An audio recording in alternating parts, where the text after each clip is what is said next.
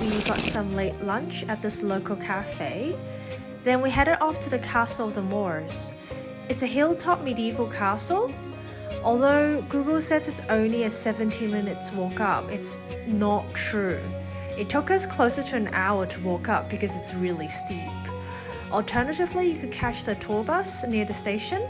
It only costs €4.10 one way, and you could get the tickets by cash on the bus. Tickets to get into the castle are €8, and you could get it on site, but you do get a small discount if you buy online. It has a beautiful panoramic view, and you can see the historical town from up here. The Castle of the Moors was built by the Moors in the 8th or 9th century.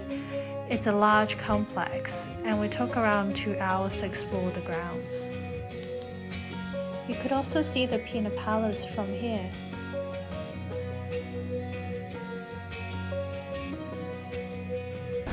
So we came from there, and then we came all the way out this route to this tower.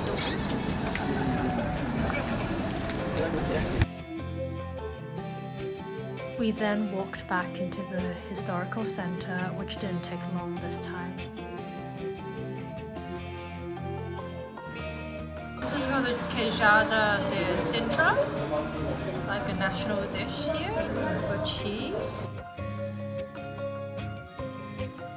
So we got a little bit confused as to the time of the ticket, and you can only find it inside the palace, which is really dumb. So we're just gonna start walking up now after queuing for ages for the tickets. So we're just walking up this hill. There is another bus that goes up into the Pena Palace, but you can still see the rain and mist here. Since we have a couple of hours to spare before entering into the Pena Palace, we decided to explore the park. It's 200 hectares large, and it's got a lush forest with lots of interesting landmarks to explore. So this is a water pump that actually pumps water into the Pena Palace. It's interesting. Now that we're inside the park, there's not very many people around. I guess most people are going to the castle. I think they try to do sculptures with this tree. So this is the hothouse, they call it, but it's basically a greenhouse.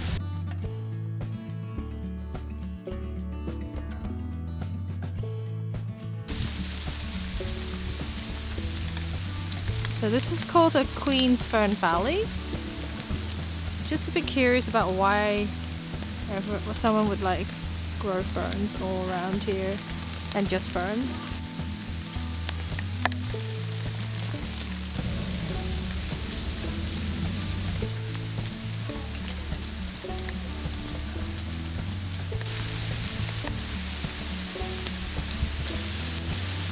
This is the Little Bird's Fountain.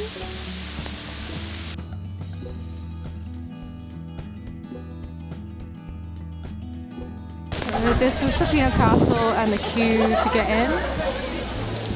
It's so busy and super misty. After queuing for at least an hour, we finally got in. We thought since it's a rainy and windy day, there won't be so many people, but we were clearly wrong. The Pena Palace is one of the best examples of 19th century romantic revivalism in Portugal. It was an old monastery before getting converted into a summer palace for the royal family.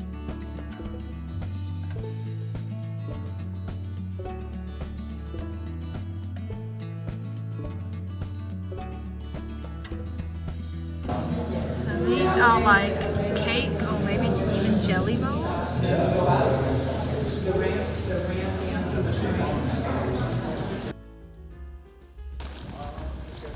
Can't really see the clock tower. That is supposed to be red, I believe. Everything is super misty.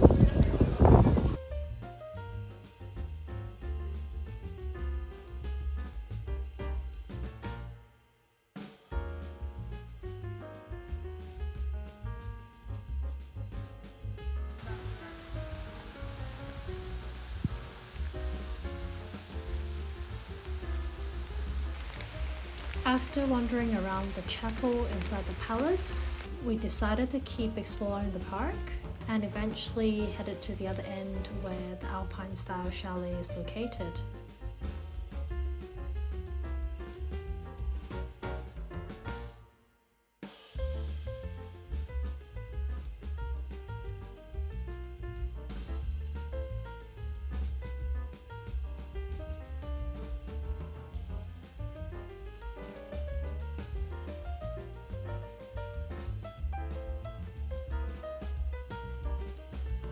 Here are the Valley of the Lakes, where all the water lines of the park flow into.